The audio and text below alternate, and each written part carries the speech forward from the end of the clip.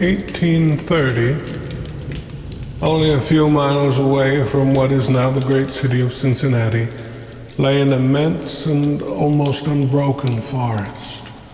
The whole region was sparsely settled by people of the frontier, restless souls who no sooner had hewn fairly habitable homes out of the wilderness and attained to that degree of prosperity which today we should call indigence, that impelled by some mysterious impulse of their nature, they abandoned all and pushed farther westward to encounter new perils and privations in the effort to regain the meager comforts which they had voluntarily renounced. Many of them had already forsaken that region for the remoter settlements, but among those remaining was one who had been of those first arriving. He lived alone in a house of logs surrounded on all sides by the great forest, of whose gloom and silence he seemed a part.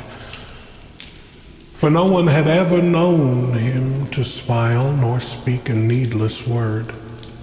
His simple wants were supplied by the sale or barter of skins of wild animals in the river town. For not a thing did he grow upon the land, which if needed he might have claimed by right of undisturbed possession. There were evidences of improvement. A few acres of ground immediately about the house had once been cleared of its trees, the decayed stumps of which were half concealed by the new growth that had been suffered to repair the ravage wrought by the axe. Apparently the man's zeal for agriculture had burned with a failing flame, expiring in penitential ashes. The little log house with its chimney of sticks, its roof of warping clapboards, weighted with traversing poles, and its chinking of clay, had a single door and directly opposite a window. The latter, however, was boarded up. Nobody could remember a time when it was not, and none knew why it was so closed. Certainly not because of the occupants' dislike of light and air, for on those rare occasions when a hunter had passed that lonely spot, the recluse had commonly been seen sunning himself on his doorstep, if heaven had provided sunshine for his need. I fancy there are few persons living today who ever knew the secret of that window, but I am one, as you shall see. The man's name was said to be Murlock. He was apparently 70 years old, actually about 50. Something besides years had had a hand in his aging. His hair and long, full beard were white, his gray, lusterless eyes sunken, his face singularly seamed with wrinkles which appeared to belong to two intersecting systems. In figure, he was tall and spare, with a stoop of the shoulders, a burden-bearer. I never saw him. These particulars I learned from my grandfather, from whom I also got the man's story when I was a lad. He had known him when living nearby in that early day. One day Murlock was found in his cabin, dead. It was not a time and place for coroners and newspapers, and I suppose it was agreed that he had died from natural causes, or I should have been told, and should remember. I know only that, with what was probably a sense of the fitness of things, the body was buried near the cabin, alongside the grave of his wife, who had preceded him by so many years that local tradition had retained hardly a hint of her existence. And that closes the final chapter of his true story, excepting, indeed, the circumstance that many years afterwards, in company with an equally intrepid spirit, I penetrated to the place and ventured near enough to the ruined cabin to throw a stone against it, and ran away to avoid the ghost which every well-informed boy thereabout knew haunted the spot. But there is an earlier chapter that's supplied by my grandfather. When Murloc built his cabin and began laying sturdily about with his axe to hew out a farm, the rifle meanwhile his means of support, he was young, strong, and full of hope. In that eastern country whence he came, he had married, as was the fashion, a young woman in all ways worthy of his honest devotion, who shared the dangers and privations of his lot with a willing spirit and light heart. There is no known record of her name. Of her charms of mind and person, tradition is silent, and the doubter is at liberty to entertain his doubt. But God forbid that I should share it. Of their affection and happiness there is abundant assurance in every added day of the man's widowed life. For what but the magnetism of a blessed memory could have chained that venturesome spirit to a lot like that? One day Murloc returned from gunning in a distant part of the forest to find his wife prostrate with fever and delirious. There was no physician within miles, no neighbor, nor was she in a condition to be left to summon help. So he set about the task of nursing her back to health. But at the end of the third day, she fell into unconsciousness and so passed away, apparently with never a gleam of returning reason. From what we know of a nature like his, we may venture to sketch in some of the details of the outline picture drawn by my grandfather. When convinced that she was dead, Murloc had sense enough to remember that the dead must be prepared for burial. In sacred duty he blundered now and again, did certain things incorrectly, and others which he did correctly were done over and over.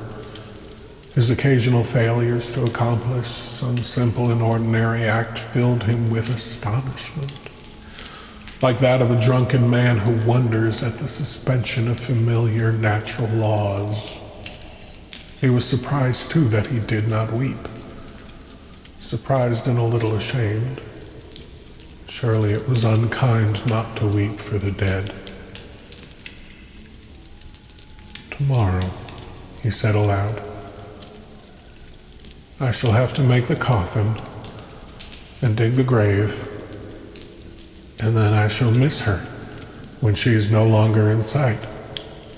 But now, she is dead, of course, but it is all right, somehow. Things cannot be so bad as they seem. He stood over the body in the fading light, adjusting the hair and putting the finishing touches to the simple toilet, doing all mechanically with soulless care. And still, through his consciousness ran an undersense of conviction that all was right, that he should have her again as before, and everything explained. He had had no experience in grief. His capacity had not been enlarged by use. His heart could not contain it all, nor his imagination rightly conceive it. He did not know he was so hard struck. That knowledge would come later and never go. Grief is an artist of powers as various as the instruments upon which he plays his dirges for the dead, evoking from some the sharpest, shrillest notes, from others the low, grave chords that throb recurrent like the slow beating of a distant drum. Some natures it startles, some it stupefies, to To one it comes like the stroke of an arrow, stinging all the sensibilities to a keener life. To another as the blow of a bludgeon, which in crushing benumbs. We may conceive that Murloc to have been that way affected, for, and here we are upon surer ground than that of conjecture, no sooner had he finished his pious work than, sinking into a chair by the side of the table upon which the body lay, and noting how white the profile showed in the deepening gloom, he laid his arms upon the table's edge and dropped his face into them, tearless yet, and unutterably weary. At that moment came in through the open window a long, wailing sound, like the cry of a lost child in the far deeps of the darkening woods. But the man did not move. Again, and nearer than before, sounded that unearthly cry upon his failing sense. Perhaps it was a wild beast. Perhaps it was a dream. For Murloc was asleep.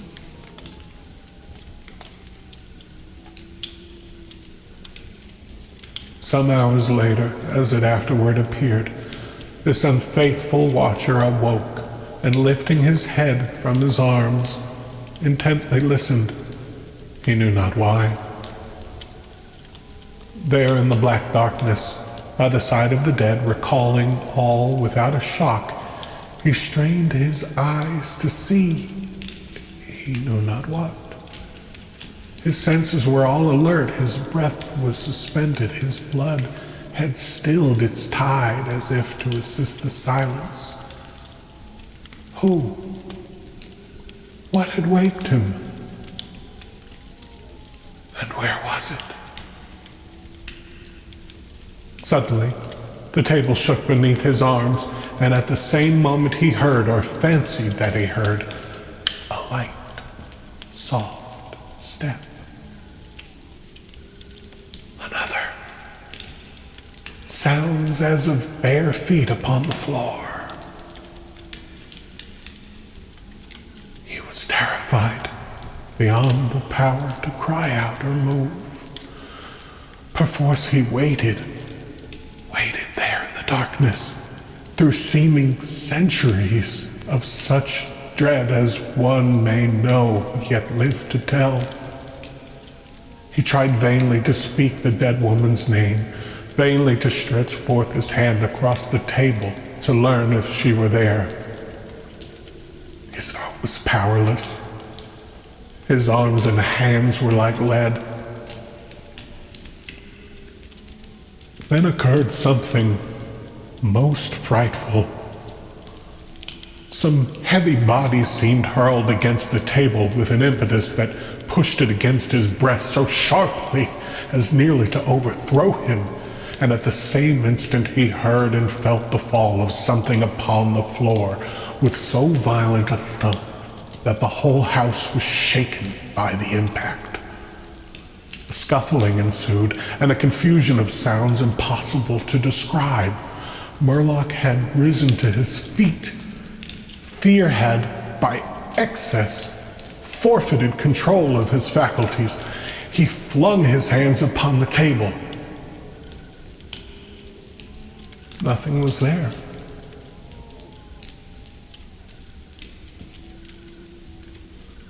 There is a point at which terror may turn to madness, and madness incites to action. With no definite intent, from no motive but the wayward impulse of a madman, Murloc sprang to the wall, with a little groping seized his loaded rifle, and without aim discharged it. By the flash which lit up the room with a vivid illumination, he saw an enormous panther dragging the dead woman toward the window, its teeth fixed in her throat. Then there were darkness blacker than before, and silence, and when he returned to consciousness, the sun was high, and the wood vocal with songs of birds.